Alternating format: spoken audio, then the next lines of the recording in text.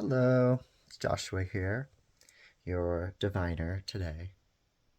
So Shadows of Light will be the deck that we will be using by Haley Clare, and what is unique about this deck is not only its beautiful imagery, which is so rich and lovely and inviting and captivating, but that it wants you to tap into your own creative, and it wants you to explore that creative realm under a recognition that we are all part of source consciousness. So it's a very universal deck. It's a deck that looks at archetypes, looks at that perennial imagery and experiences that we all go through as incarnate beings. So as we are beings incarnate, meaning we are souls encapsulated within a physical body. And that is why we are able to speak. That is why we are able to see and hear. That is why we are able to reflect. It's because we are expressions of source consciousness. So what is beautiful in this moment is that we can just let go and not be too heavy in terms of drawing conclusions when it comes to concepts. Because we must look at all concepts as existing in a state of flow, because our understanding changes and our mood shifts, and we don't know what will come our way, and we don't know what sort of force will have influence on us in the future. So that is why in this moment it is beautiful, because we are able to step outside of all of that and see that this is a special sacred moment in which we are actually doing an intention into wanting to go into that subtle realm, that realm that is often taken for granted. But yet it is the infinite realm from which all of that mystical love, all of that ineffable experiences that you cannot fully explain, all of that is part of the subtle reality. So recognize that you can tap into the subtle realm by looking at yourself as a spark of luck. So let's begin the reading. I am using the bridge method, which is a 5-card reading that views time as existing in a cyclical pattern, in which the beginning is the end, and the end is the beginning, because no limit can be placed on time, as time runs its course in a circle.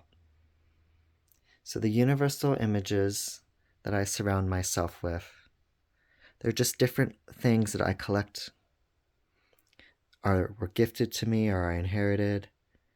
And they're nothing too fancy, but always simple in a way, or old, or affordable.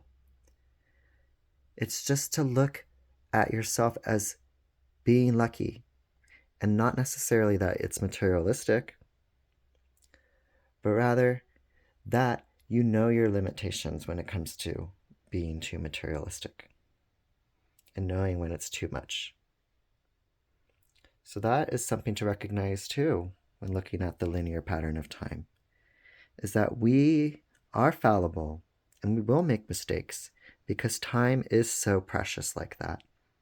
That time is capable of being broken. And those are the moments that we hold on to the most.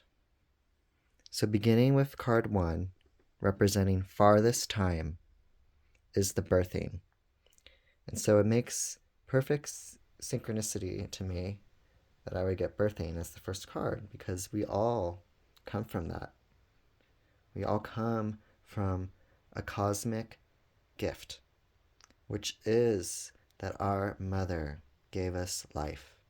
And this was a release of source consciousness into the material reality. And in that reality, lessons, challenges, and special moments will be found. So going to the most recent past is the creativity, our inner alchemists. That to me instantly speaks to stepping from the birthing into the creative.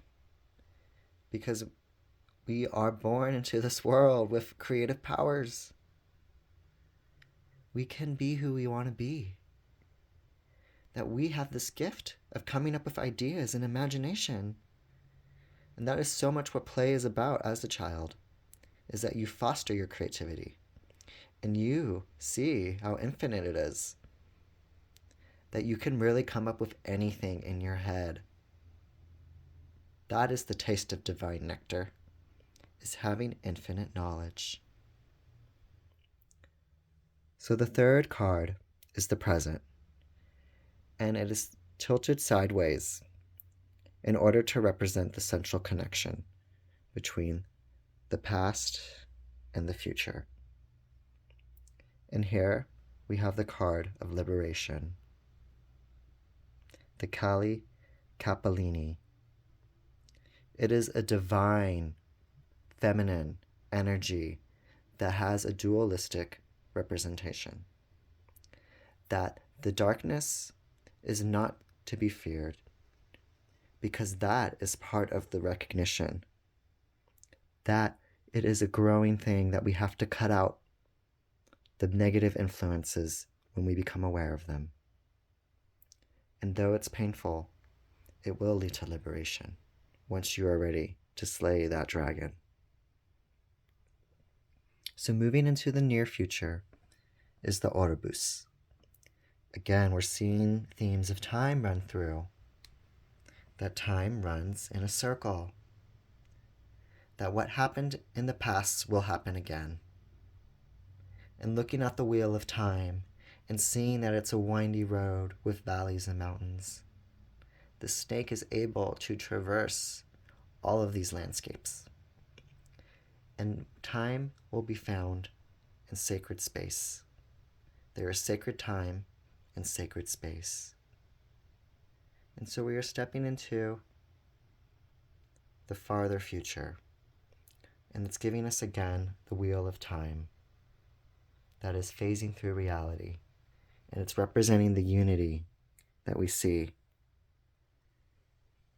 That in this sacred reality, we will find paradoxes.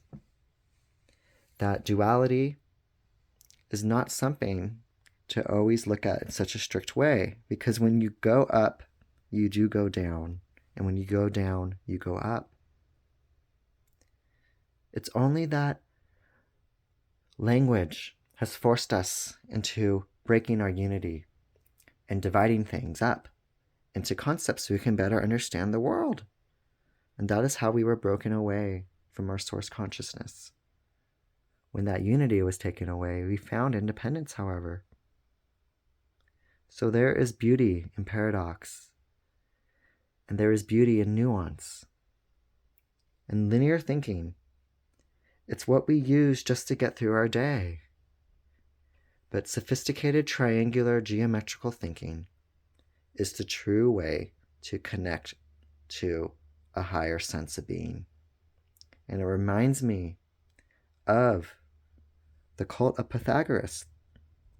No person who does not know geometry may not enter. So know your inner geometry.